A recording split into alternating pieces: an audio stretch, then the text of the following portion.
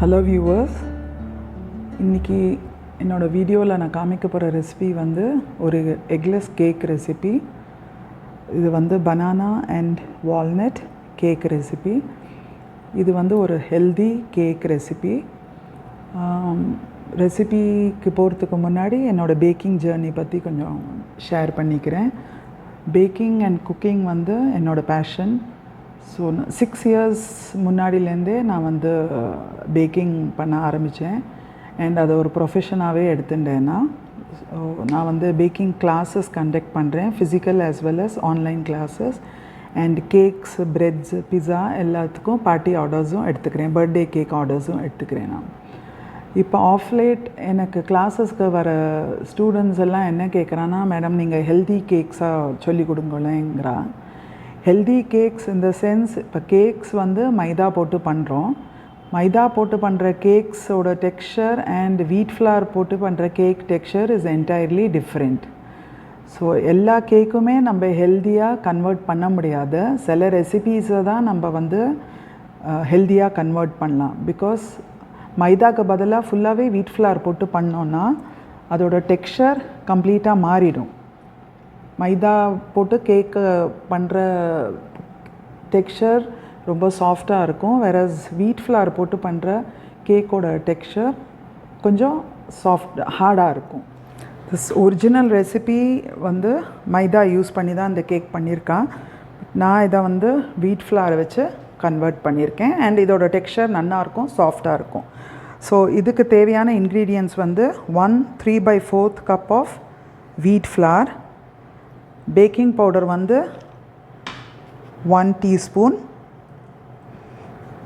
Packing soda or சமையல் soda வந்து 1/2 teaspoon, salt 1/2 teaspoon. நான் வந்து பவுடர்ட் சுகருக்கு பதிலாக ப்ரௌன் சுகர் எடுத்துட்டுருக்கேன். இங்கே நீங்கள் வந்து டேட்ஸ் சிரப்பும் எடுத்துக்கலாம், ஆர் நம்ம வெள்ளைப்பொடி ஜாகரி பவுடரும் எடுத்துக்கலாம். இதுக்கு மில்க் வந்து this is boiled and cooled milk. Milk is 3/4 cup. Mashed banana. Mashed is maximum ripe இருக்கணும். பனானா மேலே தோலிலாம் கருப்பாக இருக்குது, பனானா அழுக போகிறதுன்னு குப்பைத்தொட்டியில் போடாதீங்கோ. அதை எடுத்து இந்த கேக் பண்ணேன்னா இது சூப்பராக இருக்கும். Because the more the banana is ripe, the texture of the cake will be very soft. So 3/4 cup of mashed banana. Oil வந்து 1/2 கப். அகெயின் ஆயில் வந்து ரீஃபைண்ட் ஆயில் யூஸ் பண்ணிக்கலாம். சென்டட் ஆயில் வேண்டாம். Like இப்போ உங்களுக்கு coconut oil and groundnut oil அதெல்லாம் use பண்ண வேண்டாம். Normal refined oil, sunflower oil use பண்ணலாம். அண்ட் நல்லெண்ணெயும் யூஸ் பண்ணக்கூடாது, ஆர் ஆலிவ் ஆயில் கூட யூஸ் பண்ணிக்கலாம். Walnut is 1/2 cup chopped walnuts. வால்நட்டுக்கு பதிலாக நீங்கள் வந்து ரெய்சின்ஸ், பிளாக் ரெய்சின்ஸ் யூஸ் பண்ணிக்கலாம், और बादाम पीसेस यूस பண்ணிக்கலாம், और மிக்ஸ்டு நட்ஸ் யூஸ் பண்ணிக்கலாம். வால்நட்ஸோடையே நீங்கள் வந்து ரெய்சின்ஸும் கலந்துக்கலாம். Chocolate chips, black chocolate chips or white chocolate சிப்ஸும் கலந்துக்கலாம். ஸோ இப்போ வந்து இந்த கப் மெஷர்மெண்ட்ஸ்லாம் நான் எடுத்துட்டுருக்கேன். இது வந்து 200 ml கப்பு. ஸோ நீங்கள் வந்து இப்போ உங்கள்கிட்ட மெஷரிங் கப்ஸ்லாம் இல்லைன்னா நீங்கள் என்ன கப்பு யூஸ் பண்ணுறீங்களோ அந்த கப் அளவே நீங்கள் வந்து ட்ரை இன்க்ரீடியன்ட்ஸ்லாம் அதே வச்சு அளவு எடுத்துக்கணும்.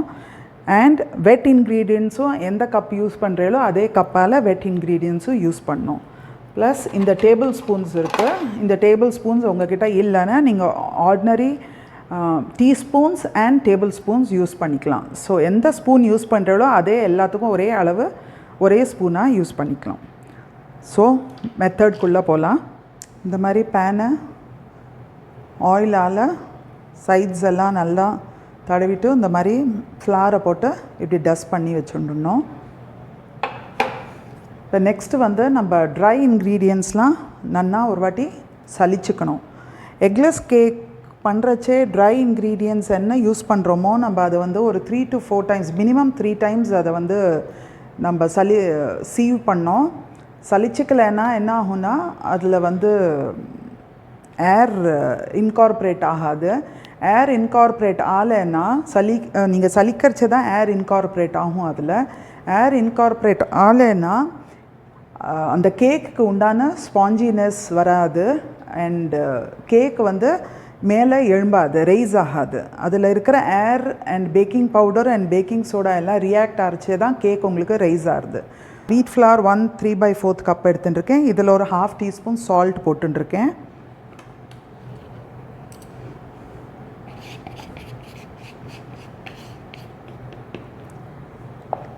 இதில் இப்போ baking soda 1/2 teaspoon and baking powder 1 teaspoon add பண்ணலாம். Baking powder 1 teaspoon,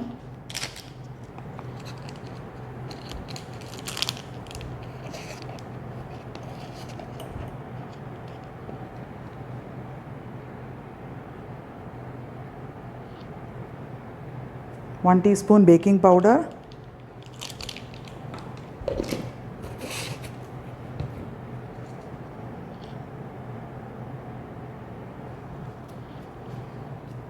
baking soda 1/2 teaspoon.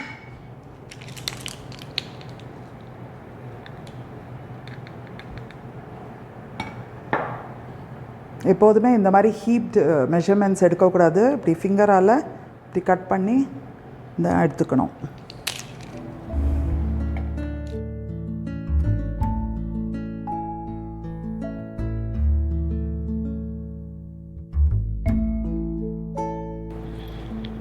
இப்போ நம்ம வெட் இன்க்ரீடியன்ட்ஸ்லாம் கலந்துடலாம்.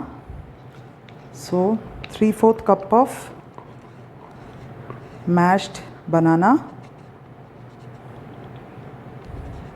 நீங்கள் எந்த பனானா வெரைட்டி கூட எடுத்துக்கலாம், பட் ரைப்பாக இருக்கணும். அதுதான் மெயின் பாயிண்ட் இதில்.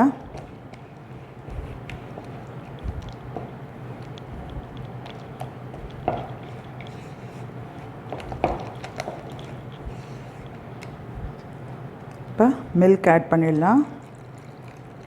Milk is again 3/4 cup.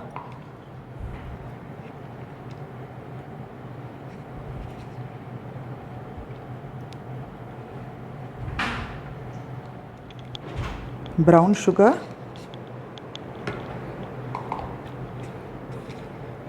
ஏற்கனவே பனானாவில் ஸ்வீட் ரொம்ப இருக்கும். ஸ்வீட்டாக இருக்கிறதுனால ப்ரௌன் சுகர் வந்து 3/4 கப் ஓட குறைச்சலாக எடுத்துட்டா கூட பரவாயில்ல.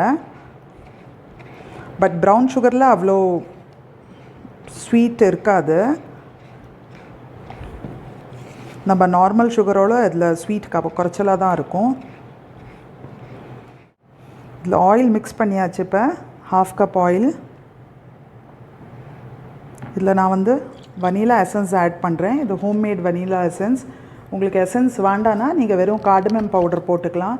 அந்த ஃப்ளேவரும் வேண்டானா வெறும் பனானாவோட நேச்சுரல் ஃப்ளேவர் வேணும்னா நீங்கள் எசன்ஸ் ஆட் பண்ணோங்கிற அவசியம் இல்லை. ஸோ இது ஒரு 1 டீஸ்பூன் வனிலா எசன்ஸ்.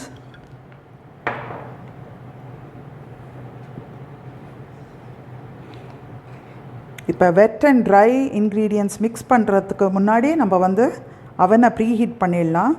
இதை வந்து நான் இப்போ ஓடிஜியில் தான் பேக் பண்ண போகிறேன். இது வந்து ஓடிஜியில் 180 டிகிரிஸில் 22 to 25 மினிட்ஸ் பேக் பண்ண போகிறேன்.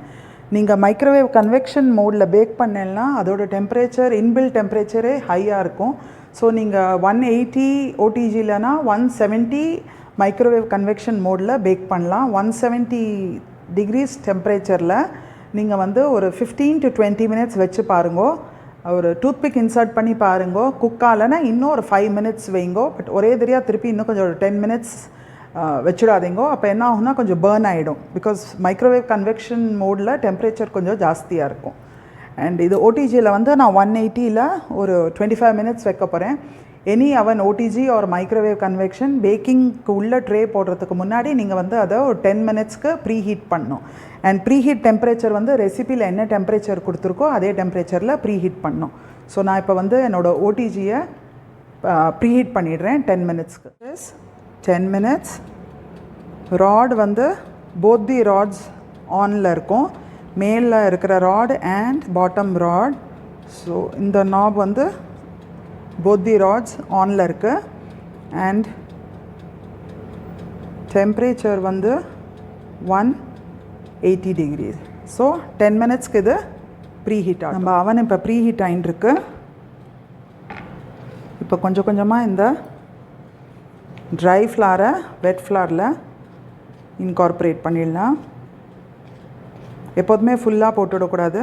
ஒரு ஹாஃப் குவான்டிட்டி முதல்ல போட்டுட்டு இதை வந்து ஃபோல்ட் பண்ணுங்க. ரொம்ப விக்ரஸாக மிக்ஸ் பண்ணக்கூடாது. வெரி ஜென்டில் ஹேண்டால் மிக்ஸ் பண்ணோம்.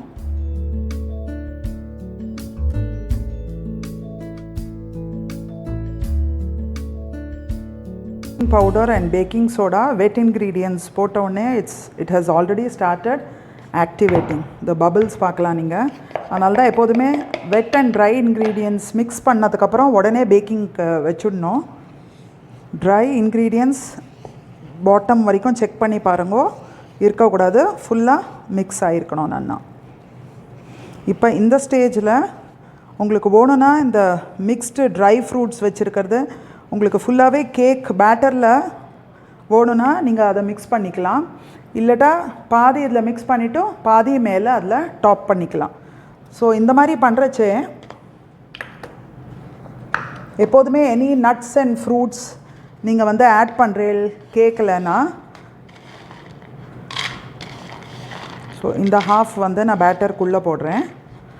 என்ன பண்ணோம், ட்ரை ஃப்ளார் எய்தர் மைதா ஆர் வீட் என்ன ஃப்ளார் யூஸ் பண்ணுறீங்களோ அதை போட்டு கொஞ்சம் டஸ்ட் பண்ணிவிட்டு இப்படி மிக்ஸ் பண்ணுங்க. அதுக்கப்புறம் பேட்டரில் கலக்கணும். இல்லாட்டா என்ன ஆகும்னா பேக் ஆகிடுச்சே இந்த ட்ரை ஃப்ரூட்ஸ் வந்து ஹெவியாக இருக்கிறதுனால எல்லாம் பாட்டமில் போய் சிங்க் ஆகிடும், எல்லாமே பாட்டமுக்கு போயிடும். ஸோ இப்போ இந்த வால்நட்ஸை இதில் ஆட் பண்ணிக்கலாம். ஒரே ஒரு gentle mix.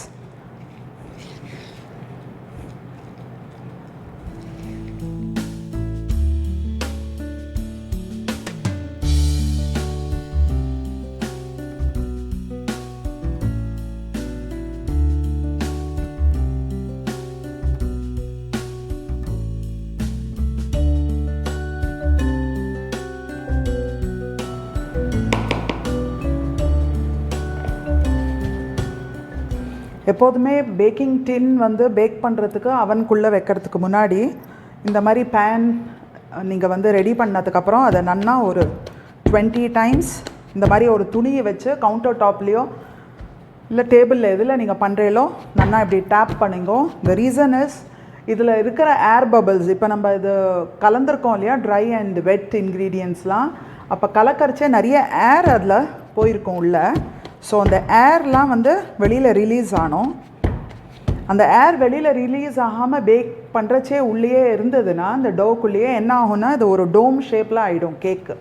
So reason for domed cake is the air is not being released. இப்போ இந்த மிச்சம் இருக்கிற வால்நட்ஸை இதுக்கு மேலே போட்டுடலாம். நீங்கள் ஒன்றுனா டோவில் வால்நட்ஸ் மிக்ஸ் பண்ணிவிட்டு மேலே உங்களுக்கு அப்பீரியன்ஸ் லுக்கு நல்லா இருக்கணும் கேக்குக்குன்னா, ஸோ மேலே சாக்லேட் சிப்ஸ் போட்டுக்கலாம். Either dark chocolate chips or the white choco chips,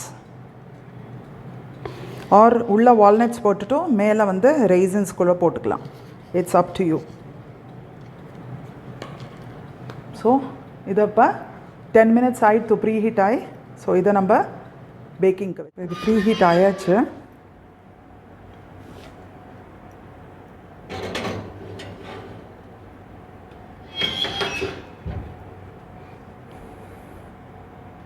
Again timer 25 minutes and இது 180. So the bake atom I'll get back to you once the cake is baked.